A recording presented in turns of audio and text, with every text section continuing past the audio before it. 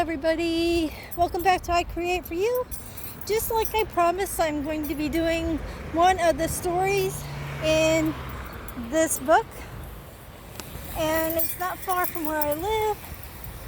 So I am going to be walking there. Mark is unable to be with me because he has a few things he has to do.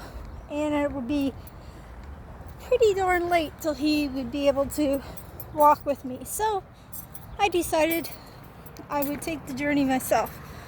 And hopefully we can do this together. Alright, I'm going to try to read some of this. Now this isn't too far away from us. And it's getting kind of dreary looking out. Hopefully it doesn't rain on me.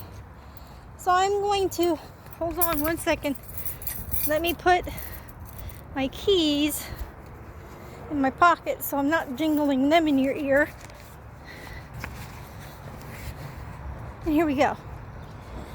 I was about 12 years old at the time. My grandmother always told me that if I saw anything strange in the house, I should just say, "What in the name of God do you want?" The words are those of Thurman Madeira. The house is one he grew up in at 437 Franklin Street.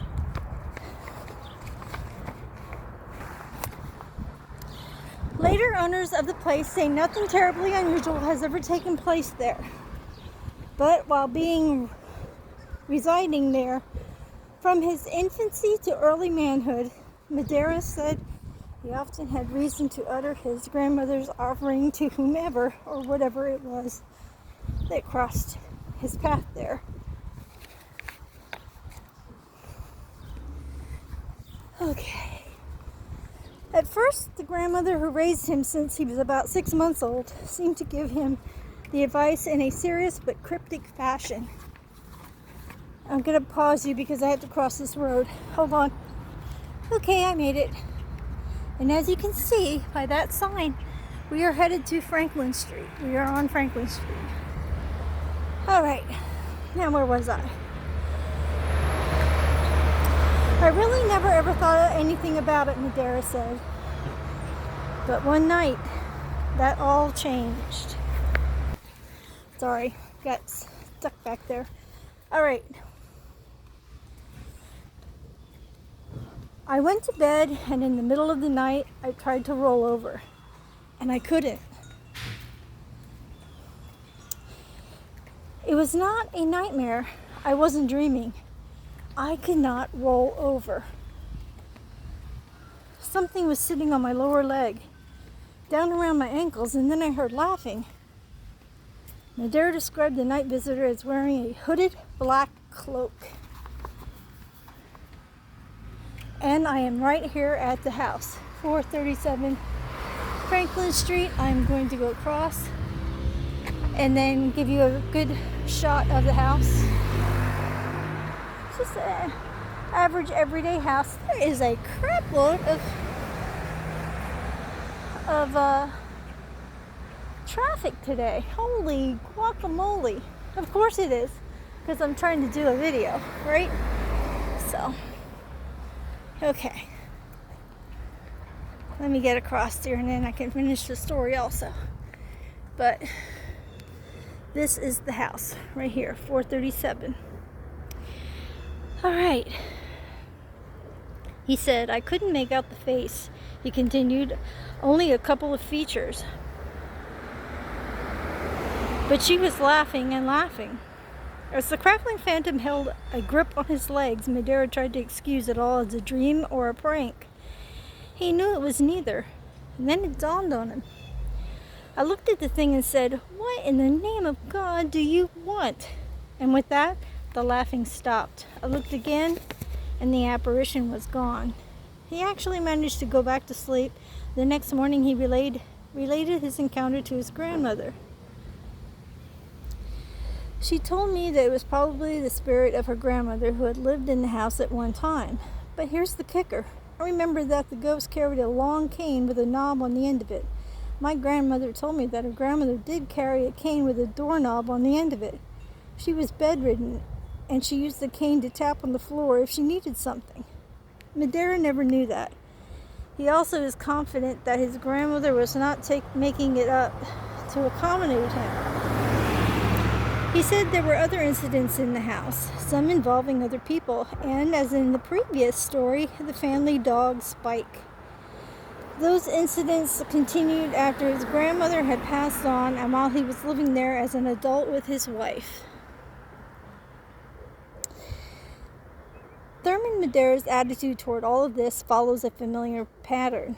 Early on, he was not as a believer in ghosts until his encounter.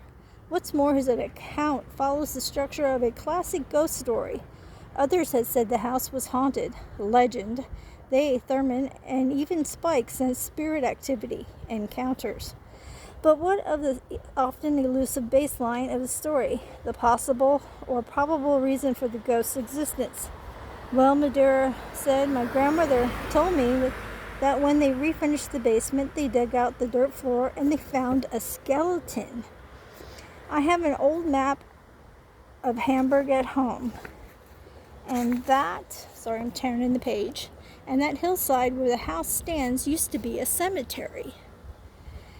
Of course, when they started developing on the site, they moved the bodies. I think they might have missed one. So that's a very interesting story, and this is the house. It kind of looks creepy, if you ask me. It doesn't look like it's very well kept, but yeah, it's not far from where I live, and I've never known about this house. I never knew that this was a cemetery ever. So now you're gonna get to see the side view, and there's a garage in the back. Maybe I can walk around to the garage area and we can go take a look around the back. So I will do that. And I will pause you now and then bring you back when we get there. Okay, we're not there yet, but now that I'm out of harm's way with the road and everything, I will take you on my walk. We will get there soon enough. It's a kind of nice day. It's not too warm. There's a breeze going, but it always just looks like it's any moment it's going to rain. And I have no idea why it has to be so gloomy. Okay. Now we're heading down the alley. And hopefully I can figure out which one is the right house without disturbing anybody. Let's see. It's not that one. I might be coming up to it. It's not that one.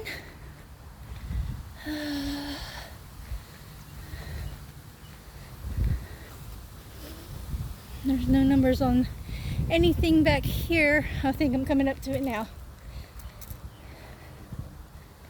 It's a little junky back here, isn't it? Well, this is the back of it. This is all I can show you. And it's just the garage. And that's it. Well, so ends our journey on the Hamburg Ghost Story, Haunted Hamburg Ghost Stories book. For now, this is the first one, and hopefully it was an interesting one for you. I won't be doing a sketch though, but maybe I'll do a twist. How about I do a sketch, and that will be the thumbnail. Now that I could do. That way I'm incorporating a sketch, but you're just not seeing me do the sketch. Who knows? Maybe I'll do the sketch and put it in a short. Who knows? Whatever I come up with. Well, thank you for traveling along with me on this Friday. Hope you guys have a great weekend. And we'll do this again on Monday, weather willing, Lord willing, anything willing. Remember to hit the like button. Subscribe if you haven't. And if you have, thanks for coming along.